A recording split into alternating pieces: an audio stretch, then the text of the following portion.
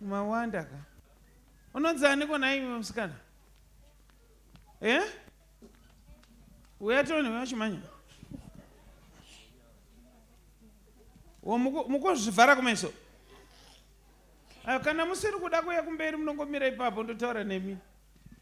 Mubate maiki ndati munonzani? Agnes.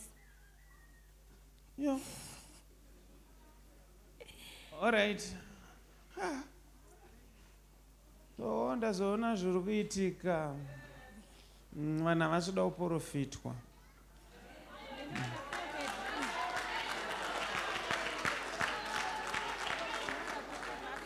Anzi chataura kuti chi? Anzi ndinoda prophet. Unoda? Kuonekwa hobe. Anzi ndinoda sansuda kuonekwa. Zvona.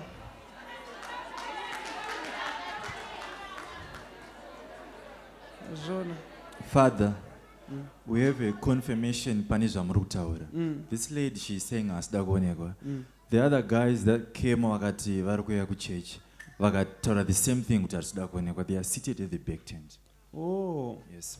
Aiwa, timanikidze edu kuprofita munhu. Bozi ndatozviona kutoti it's fine. Vanenge vagarako ndokuvimbisa kuti hausi kubudako paTV wozoya ku1-on-1 tune mari. Kana une mari wozoya. Garako pasi. Aiwa zviri right ndoti ndiite mari. Ndiite mari.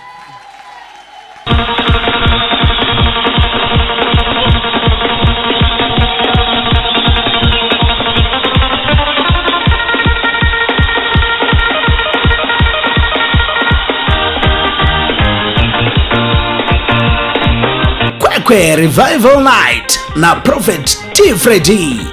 Kwekwe Revival Night musi weFriday 29 May 2026 kubva 9 p.m. kusvika kwaedza. Ipungwe Friday 29 May 2026 Kwekwe Sports Arena.445 off stand number 13119 Faraday Newtown Kwekwe opposite Salmona Gardens ndo patinenge tiri. Kune vanoda kuona munhu waMwari 1-on-1 mukana unenge uripo.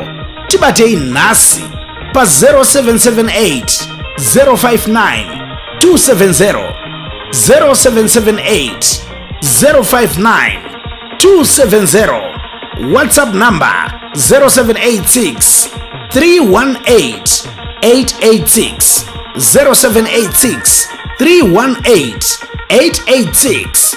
Goodness and Mercy Ministries, the home of prophecy, deliverance, word and prayer.